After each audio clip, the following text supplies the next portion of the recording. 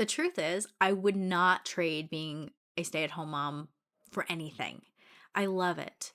I mean, there's definitely hard moments. That's why I share what I share here. But I feel so often I'm sharing the hard parts of motherhood. And today I want to share some of the luxuries, the things that I am beyond grateful and blessed to be able to do as a stay-at-home mom. And I hope that you're watching this as a stay-at-home mama, saying to yourself, maybe I haven't seen these things. Maybe these are the little things that I need to notice in my day to bring that gratitude, that joy, that contentment back on. We talk so much about being a happy mom here, and I think this is a huge part of that.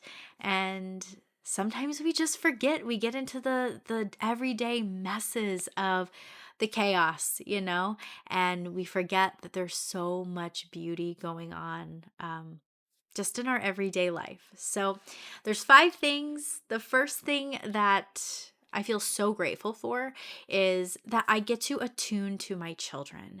This means I get to know their inner world.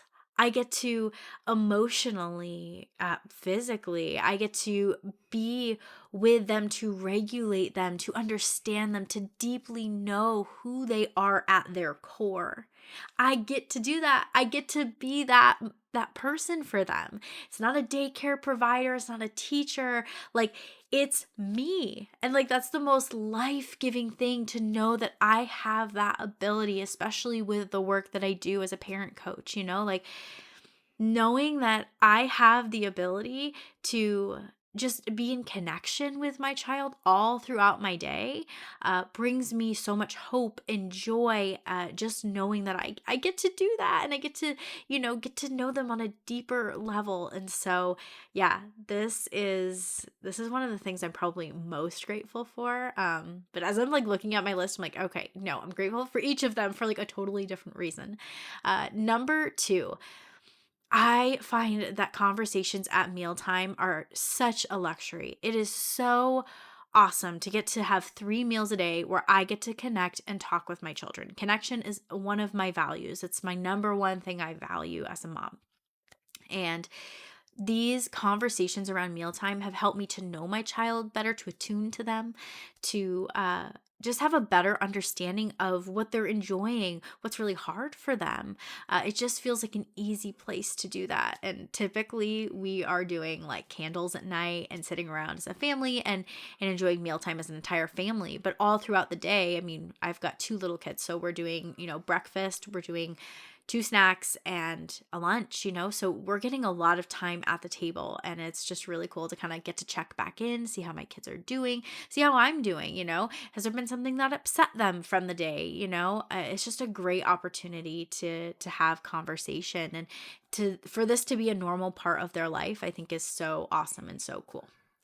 The next thing that I'm beyond grateful for is that I get to be my child's teacher. Whether you are a homeschool mom and you're totally like, yeah, I'm my child's teacher, literally. I'm kind of half in, half out. My oldest will be turning 5, and she is actually doing kindergarten curriculum, which I have done a whole video on this, so I'll make sure to link it for you, kind of how I got started. But I more what I'm talking about is like the life things, and you know what I'm talking about, like please and thank you. Teaching them how to bake bread. Another thing is like how to care, love, and nurture another human. Like, as we think about bringing another child into our family, something that we really want to do in the next couple of years, it's like, I get to show her how to be a mom. Like, I get to show my kids what it looks like to balance all the things, how to make, meals and juggle a baby, how to communicate, how to have relationship, how to regulate myself, how to deal with anger, how to deal with jealousy, how to share, how to communicate, how to have empathy and self-compassion. Like, I get to teach my child this. This doesn't have to come from anywhere else. And so I just get such the privilege and the blessing to be able to do this on a daily basis. Number 4 is going to be just to soak in the sounds of my children.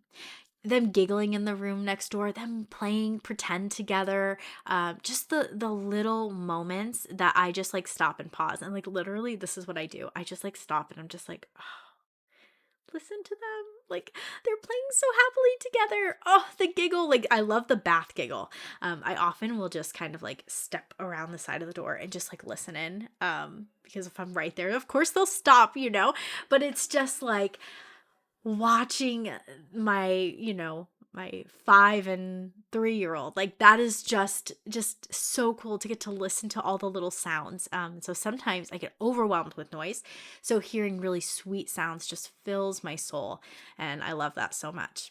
Okay, the last thing is, I am so grateful that I get to create a rhythm and a pace for our family that works for our family. My oldest is very, I don't want to call her hyper. She's just like, she's got a lot of energy, okay? She's constantly going. And I mean, my youngest is 2, but she's also 2.5. It makes total sense to me that she would be that way.